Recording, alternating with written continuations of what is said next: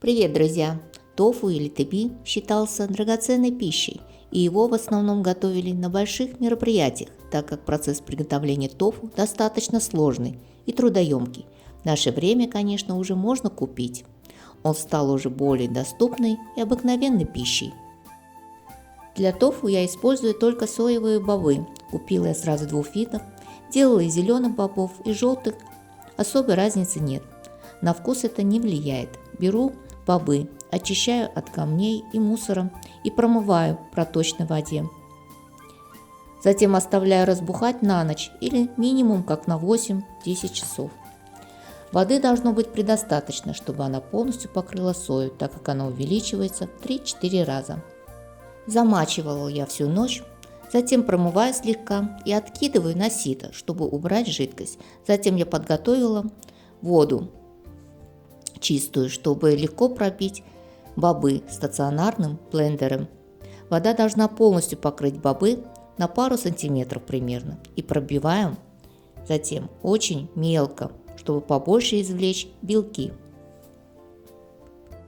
Соотношение бобов и воды 1 к 5, то есть я замачивала 800 грамм сухих бобов и воды уйдет 4 литра в целом. Подготовила такой вот плотный бязевый мешочек. Его я специально сшила. Но можно и через марлю плотную процедить молоко. Все равно через бязь будет лучше. Тофу получается так более нежный. Собираю мешочек, пробитый до пюреобразного состояния, сою. И чтобы было удобнее сцеживать, я разделила это на 2 этапа, так как за раз сцеживать непросто. Вот так помешиваю, стараюсь как можно больше выдавить молоко. Собираю это все в отдельной посуде. На вид соевое молоко выглядит как простое молоко, только более поплотнее и насыщеннее. И так получилась окара или жмых.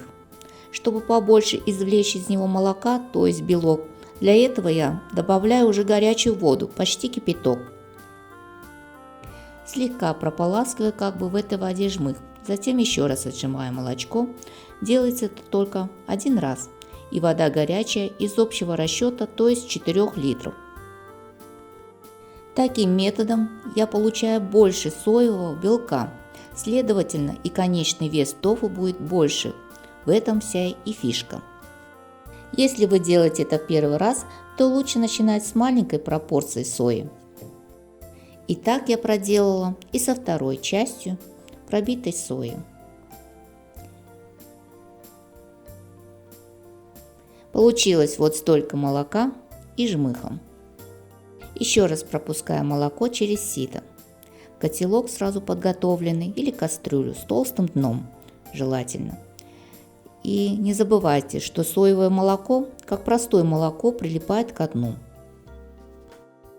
Довожу затем молоко до кипения, сначала на сильном огне, но при этом помешивая постоянно. Кипятим, как обычное молоко. В это время, пока молоко закипает, готовлю кислый раствор из воды, соли и рисового уксуса. Если нет рисового уксуса, замените любым уксусом, яблочным, пшеничным и так далее. Можно даже уксусной эссенцией заменить. Точные пропорции напишу снизу под видео. Убираю пенку с молочка. Как только начнет закипать, уменьшаем огонь и даю еще кипеть 2-3 минуты, не больше.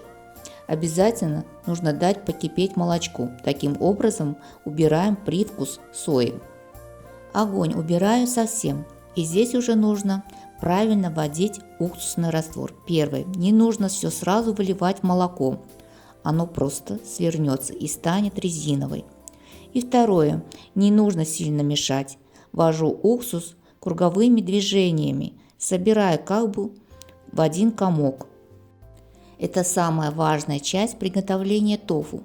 И спешить не нужно. Молоко будет сворачиваться не сразу, а в течение нескольких минут. Уксусный раствор добавлять в несколько этапов. Если видите, что плохо сворачивается молоко, включите огонь и на маленьком огне чуть подогревайте, так как молоко плохо сворачивается при температуре ниже 70 градусов. Уже образовались такие вот небольшие хлопья, но это еще не готово. Должна образоваться сыворотка, более прозрачная, с желтоватым, зеленоватым оттенком. Но уже видно, как быстро начинает густеть масса и становится более плотной, как творог. И еще один нюанс про уксус. Если недостаточно уксусной кислоты, то тоже будет плохо сворачиваться молоко. Но это не значит, что можно сколько угодно вливать туда. Он, конечно, свернется, но будет уже с кислинкой. Рисовый уксус у меня домашний. Точную крепкость уксуса не могу сказать, где-то больше 9%. Я показываю, как делать очень нежное тофу, практически как сундубу. Кто был в Корее, наверное, пробовал. На вкус он более мягче и нежнее, как мусс. Вот такой получился соевый творог. Называется чудеби.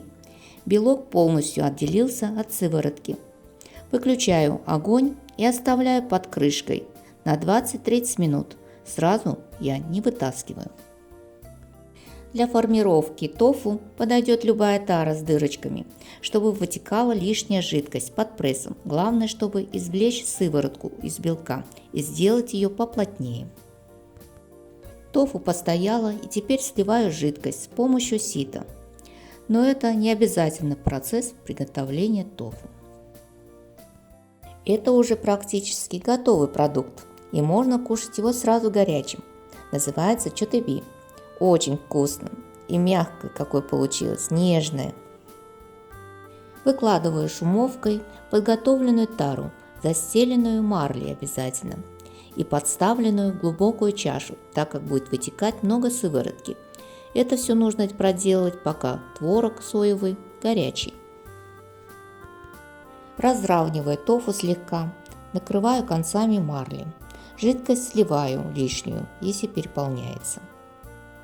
Если есть у вас специальная емкость для приготовления тофу, то это хорошо, но думаю, в обычной жизни не у каждой есть такое приспособление.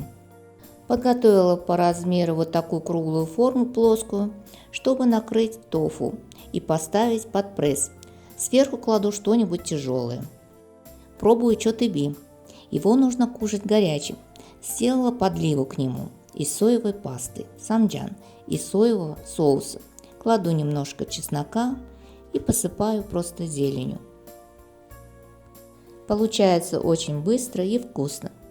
Чотеби едят как первое и горячее блюдо. Добавляют обычно мясо, овощи и много зелени. Тофу стояло под прессом примерно 2 часа. Этого достаточно, чтобы творог схватился и вытекла вся жидкость наружу.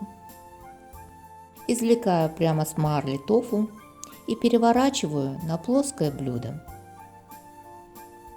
Убираю полностью марлю. На вид получилось как брынза. Режется как по маслу. Совершенно не крошится.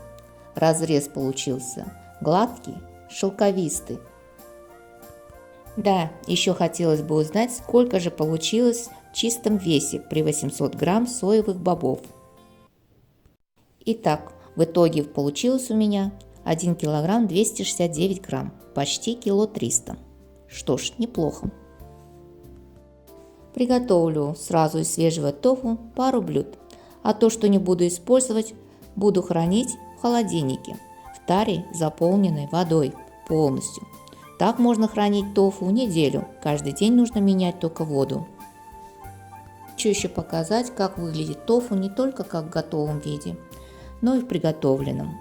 Обжариваю я просто так, без ничего.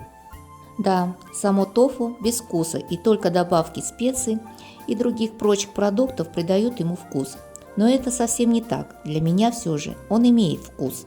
Пусть не такой яркий и насыщенный, как заправленный, но все же это вкусно, если приготовить его правильно и, конечно же, с любовью и с хорошим же настроением. Пока-пока!